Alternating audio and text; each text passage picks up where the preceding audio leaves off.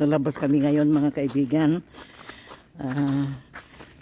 Tingnan namin doon. Pupunta kami sa frozen pond noon kung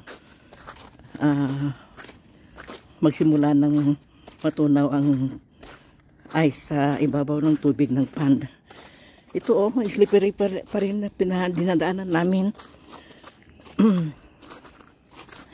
Kaya dahan-dahan ang paglakad namin. Ayan, may natutunaw na mga kaibigan. Ito yung mga tubig. May tubig na natunaw na itong mga tumigas na snow. Ayan, natutunaw na. Pero may parte pa rin madulas.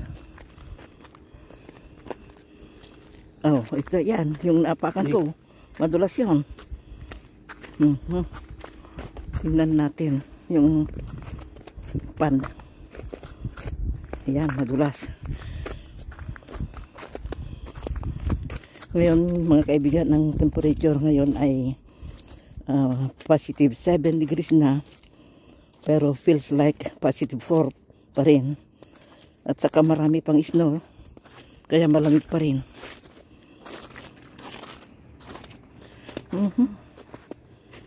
Nakakapagod din maglakad ng ganito. Parang, ayan.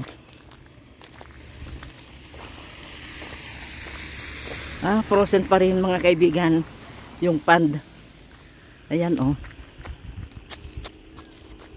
yung napalibutan ng mga damo doon sa gitna, yung maliit na pond, yan, frozen pa rin.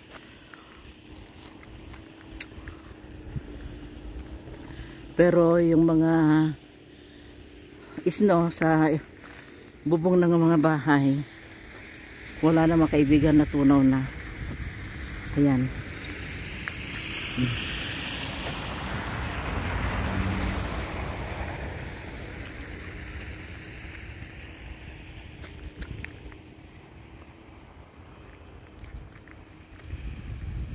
Punta ka doon.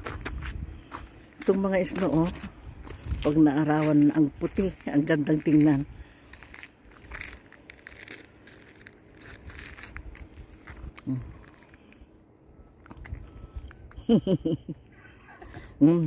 Yun yung pond mga kaibigan na yan, yung napalibutan ng patay na damo, yung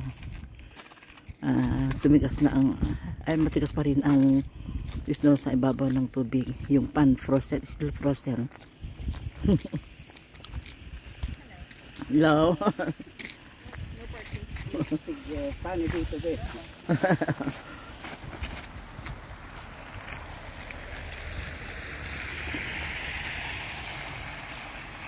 Gumaganda ng panahon mga kaibigan at nagsimula ng humaba ang araw. Hindi kagaya nung December na winter. Nagsimula ng winter. Bumaba ang araw noon, mas mahaba ang gabi. Pero ngayon mga kaibigan, unti-unti nang humahabang araw. At malapit nang mag-spring. Kaya ito mga kaibigan, natutunaw na ang mga snow. Kaya ganyan ang daan ngayon, parang lubak na kasi yung snow na natunaw. Nalusaw na. Yan, may tubig na. Nalusaw na.